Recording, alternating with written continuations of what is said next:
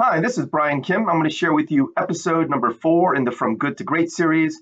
And in this episode, I'm going to share with you the concept of fine cortical wisps. And what I mean by that is after you remove the cortex, you have these fine, wispy cortical lens material. And I'm going to also share with you this concept of cortical cleaving hydrodissection. Ever since I developed the technique of capsular fornix hydrodissection, where I place the cannula deep into the capsular fornix, I've noticed a really highly reproducible execution of cortical cleaving hydrodissection. Now, you might recall this concept of cortical cleaving hydrodissection has been lauded as this great technique. And I'm going to share with you in this video why cortical cleaving hydrodissection is really quite overrated. In fact, might be a liability and undermine your ability to achieve a clean capsular bag because, in fact, cortical cleaving hydrodissection, in my opinion, causes these fine cortical wisps, which are really stubborn, really difficult to remove. And I do feel because of this remnants that are left in the capsular bag leads to a higher risk for PCO and potentially Summering's rings.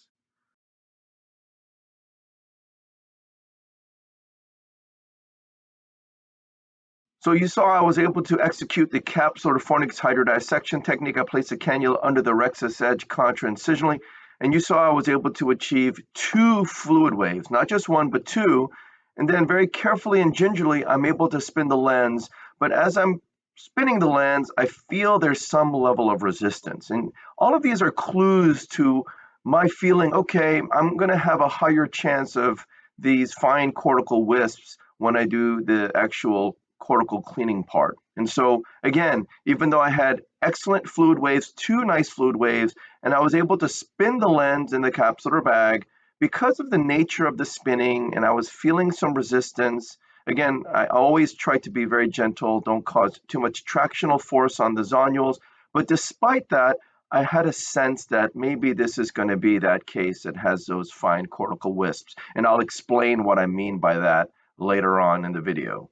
So you saw double chop and cross chop, and I'm able to remove the first quadrant very easily, crushing the lens between the instruments, emulsify the lens pieces, performing the same technique over that second quadrant. I'm able to minimize ultrasonic energy and vacuum use. But you can see here with the second heminucleus, I can't really spin the lens very well. Again, that's another telltale sign of what I'm talking about.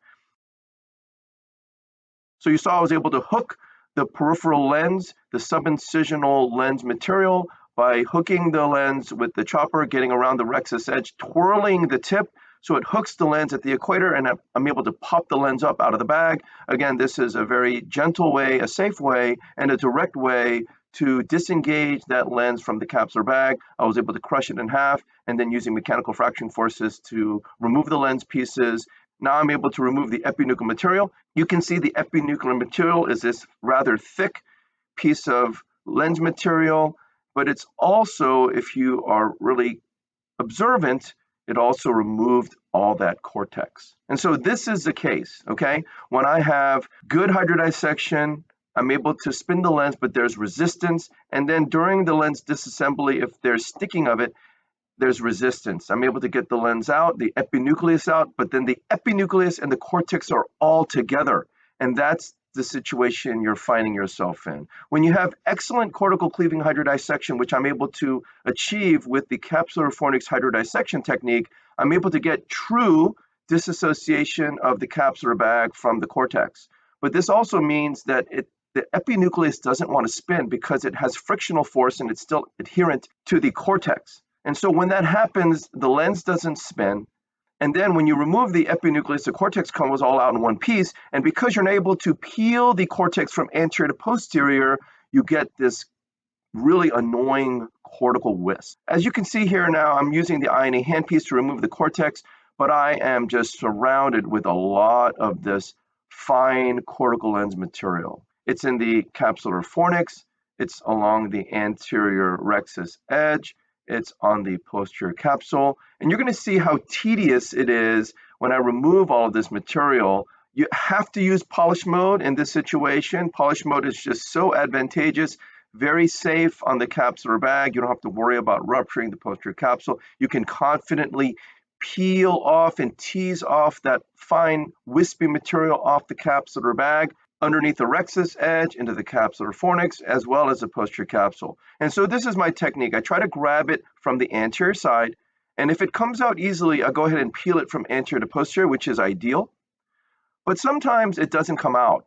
And so then you're left with a couple of strategies. One of the things I like to do is I like to peel the adhesion off the posterior capsule. As you can see here, I'm trying to peel off the cortex from anterior. I have a little strand I'm grabbing, but it's clearly not enough force to peel it off.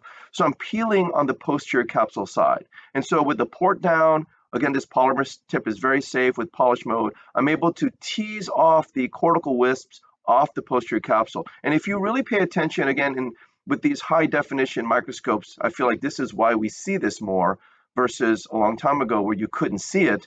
This fine cortical material is super adherent, and by removing the adherent part from the posterior capsule, you're able to loosen it up enough that the part that's left is not just anterior because that's been loosened, not posterior because that's been loosened, but the rest of it is really in the capsular fornix at the level of the equator.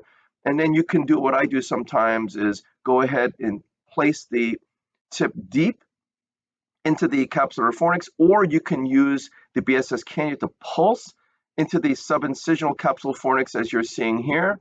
And the point is you have to grab the posterior capsule with the polymer tip, and when you crimp it up and it causes that puckering, you can see then more clearly the cortical wisps.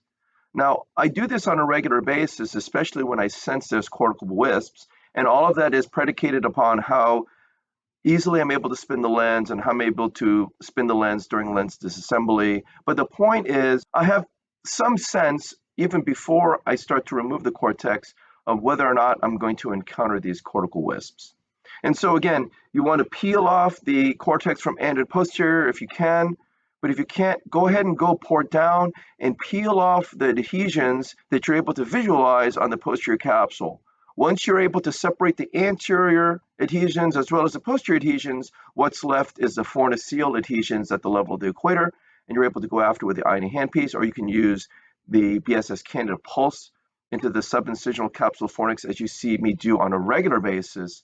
And so again, I'm doing the stuff that I do all the time. In this video, this is what I do on all of my cases. And you see all the time in the Best Way to Do Cataract Surgery series, how meticulous I am, how much time I spend on cortical cleanup. And that again is because I feel, if you're going to do a good job, do a great job, remove all of that stuff out of the bag, remove the posterior capsule adhesions, anterior capsule adhesions, the forniceal adhesions. And what this does, I'm confident it really reduces the risk for PCO. If you have to do a lens exchange, you're able to remove the lens much more confidently, easily. It probably reduces the risk for summer rings, ring formation. But you see here, there's still adherence of the material. Even after the lens is put in, I'm able to identify some areas. So I go underneath the lens and I start to peel. Again, if you don't grab the posterior capsule with the polymer tip, you can't actually visualize this stuff. And so as I do that, I was like, oh, wow, there's quite a bit there. And I was able to disassociate the posterior adhesion and the anterior adhesion. I switched to visco mode and I was able to pull that piece out.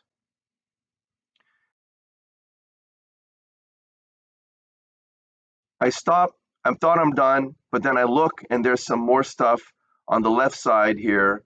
I'm polishing on the posterior capsule. I'm, again, disengaging the cortical wisp off the posterior capsule.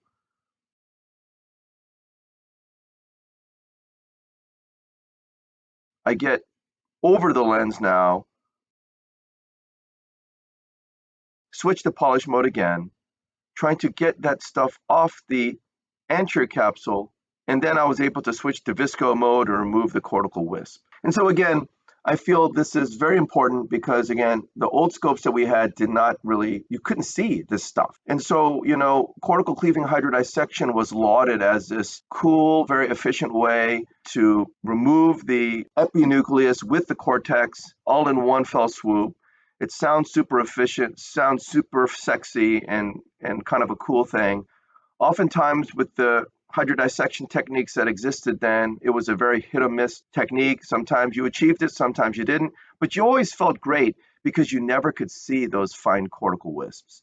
Well, now with capsular fornix hydrodissection technique and the way I perform hydrodissection, I'm able to consistently achieve cortical cleaving hydrodissection. But I realize this is a double-edged sword. And so you'll see oftentimes that when the lens doesn't spin very well and I get this big clump of epinucleus and cortical material comes out all at once, you will see the fine wisps. And you'll see how painstakingly I'm removing all that crap out of the bag, removing the stuff anteriorly, and then if that doesn't work, going after the posterior capsule adhesions of the fine cortical wisps. And by doing it that way, you're able to loosen up the anterior and posterior adhesions, and then you're able to go after the fornicele material, and you're able to use the INA handpiece to remove that if it's in front of you. If it's subincisional, I use a BSS-K to pulse it, and I'm able to loosen it up and pop it out. Sometimes, if you have to, you can have the lens in the bag first, and then you can go after the lens pieces, and then more confidently peel off that fine cortical wisp. Of course, the lens being in the bag does provide more equatorial support. And so I'm producing this video because I've had fellow surgeons, people who subscribe to the channel, commenting and saying, hey, we never learned this in training. This is really very important. And so this is why I feel this is relevant and appropriate for the Good to Great series, because when you're in training, you're just taught, hey, just do the best you can, get the lens out, put the lens in. And really, you got to think about doing a better job. You can't leave all that crap in the capsular bag, peel it all out. We're not just talking about removing lens epithelial cells from underneath the rexus edge and using the INA tip or the capsule sweep. I mean, yes, you need to do those things as well, but we're just talking about removing the cortex. And with the high definition microscopes that we have now, it's so glaringly obvious that those wisps are there. Don't ignore that. That's going to grow, it's going to proliferate, it's going to probably accelerate the process of PCO formation. Who knows, that can also potentially lead to Summering's ring formation and ultimately cause destabilization of the capsular bag, potentially recurrent and persistent anterior chamber inflammation, and et cetera. And so this is why I feel this is so important to clean up the capsular bag and why you should do it for all of your patients. And again, if you have to do a lens exchange down the road, this is so much better for the patient. And so please don't settle for just good surgery. Raise your game and try to execute great surgery. Again, all for the sake of your patients. So I hope this was helpful to you, and I thank you for your attention.